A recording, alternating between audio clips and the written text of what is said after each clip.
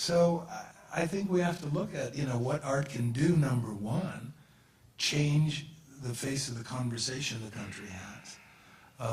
Number two, force us, all of us who care about the creation of artwork and artists and arts colonies, to stay at the table, to not back off, to not panic, but to say, you know what, let the conversation continue. And use this as a very good example of the positive that can happen as opposed to the negative. Thank you. Thank you, Wayne. I think now to give a perspective on a recipient, and I think, Howard, it's true, you've had 3 NEA awards. Maybe you might want to speak a little bit about what the impact of the NEA award has been on you. Do you want me to do that, or do you want me to show some slides? How about both? Oh, okay. I'm moving. I had 3, 79, 84, and 1990, which appears to be on the cusp of when they were no longer awarded, and they impacted my work greatly. My ability to, let's see, here we go, to be able to continue to be an artist. I've never taught. So I have had my career entirely, wait a second, get this thing figured out, there we go. I've had my career entirely supported by making work and involved in exhibiting both in museums and in commercial galleries. I wanted to say, sitting there as an artist, to thank all of you who work so tirelessly in various organizations that support artists, because as a visual artist, we are no longer eligible for NEA grants directly. So it's wonderful that someone's out there helping us to continue to work. We're not dancers or musicians who can play in an orchestra or dance in a ballet company and therefore are getting paid through a nonprofit.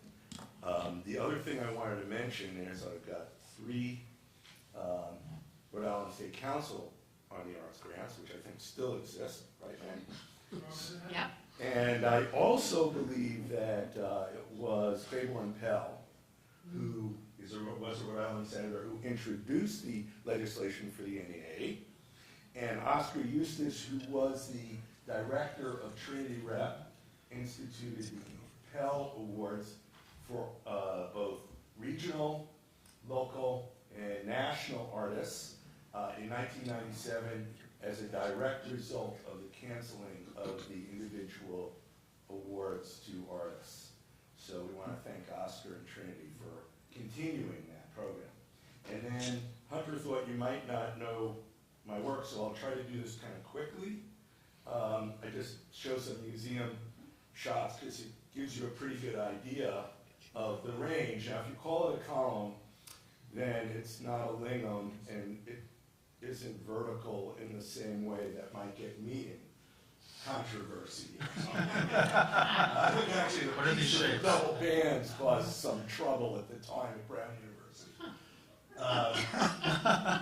So, I'm not nearly as controversial as. But anyway, I just thought I'd show you some of the work that over 30 years, and really the NEA, you might be familiar with the fountains at Post Office Square. This plaza in downtown Providence. I'll just do this quickly. It's a town, so my work's really spread from making small sculptures to doing urban designs as a town halfway between Manchester and Liverpool in the UK, where I had the opportunity to design 10,000 square meters of paving, 22 sculptures, 12 gardens, 2 fountains. And actually, we're talking about how art changes people. The whole project was designed to change the way people in the town use the town. And it was, they brought me in and they said, people are living in the suburbs, they don't come downtown, they don't shop downtown, what can we do about this? And I just said, well, think about Providence, Cleveland, how do we change it? We change it by creating a townscape that includes art and makes it special and different than the mall in the suburbs. And in fact, 1,000 new apartments built. It's really changed the way they use their town. Whoop, keep doing that one. And that's the center of their town. That's the highest point in their town. It's called Market Gate, and it's surrounded by 12 10 carry-outed figures.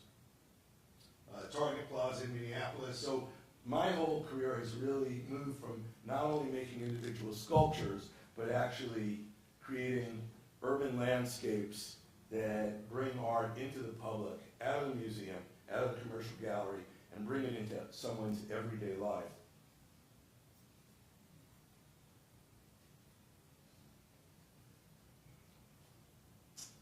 Another project at the Christian Science Center in Boston, which included the use of words, text, quotations, as well as water and sculpture.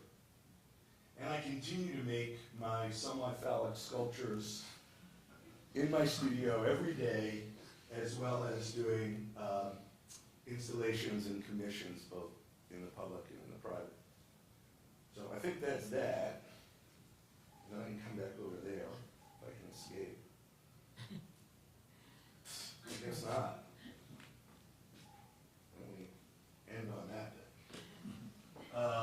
So I don't know, except to say that those grants were crucial in keeping me alive. I had a family and a one-year-old son when I got my first grant, and I desperately wanted to be an artist. I did not want to be an academic, and so many visual artists wind up teaching because it's the only way to support themselves.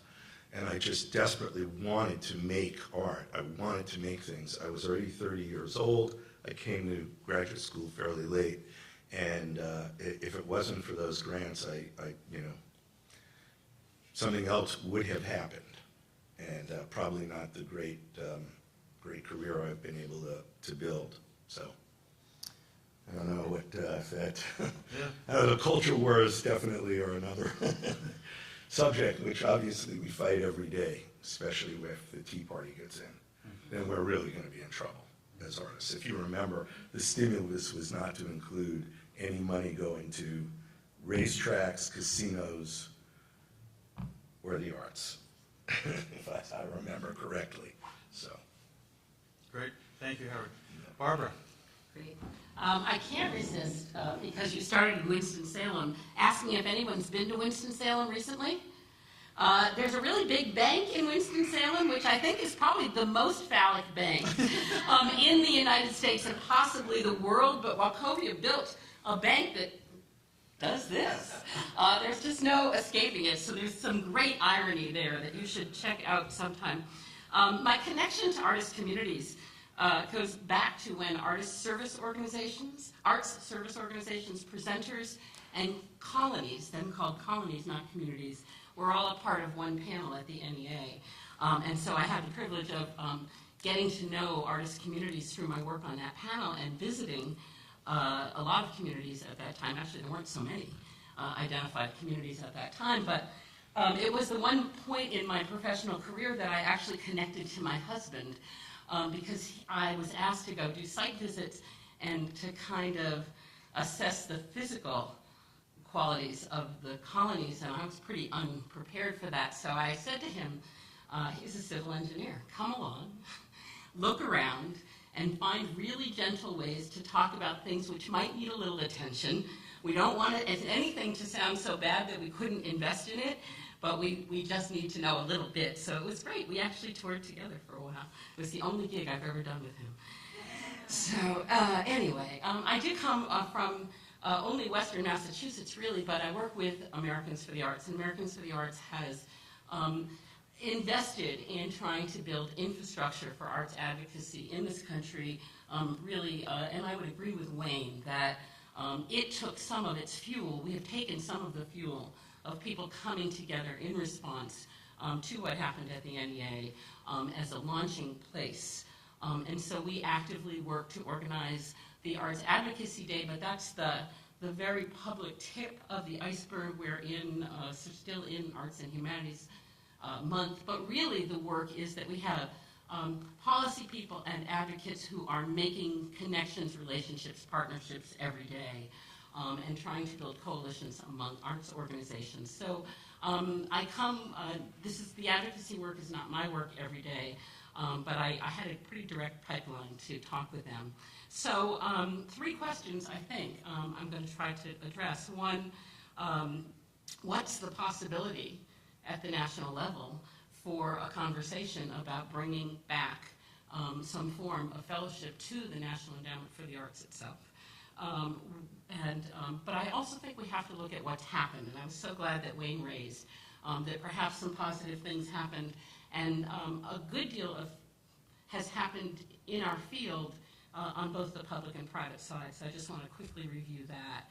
And then we can just talk about what advocacy might be and look like at this particular time. So very quickly, I think Wayne has already said the conversation, the atmosphere hasn't changed much. The Heritage 10 points to talk about the NEA, we could put that slide right back up there and we could say, here's what we'll be battling.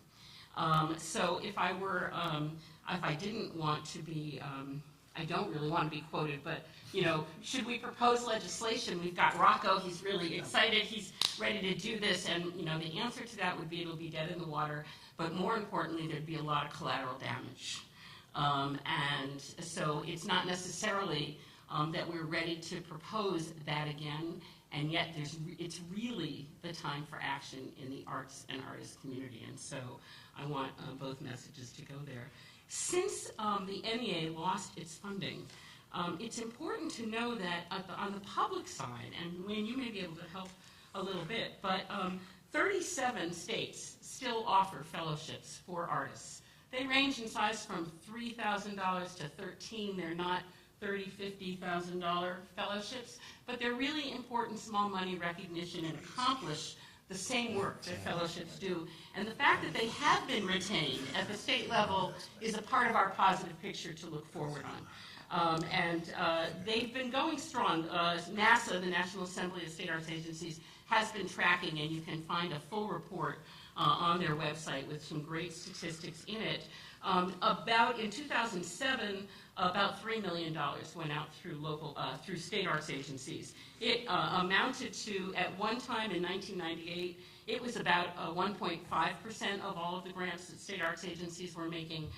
In 2007, the last time they had numbers for, it was about 1%. There had been some loss. The high point between 98 and 2007, there was about $4 million going out in grants. But the fact that they've stayed in the game has been incredibly important, I think.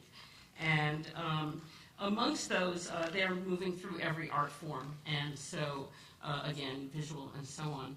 Local arts agencies report about 25% of their resources are going for support of individual artists. We don't have the information to describe whether that means fellowship money. It often means jobs. It often is in the form of teaching artists, project support, but there are local arts agencies, and some new projects have come very recently in local arts agencies that are straight fellowship or career development grants, and actually we're seeing increase in that regard. So the public side, although the federal conversation has been difficult, it has not been lost at the state and local level.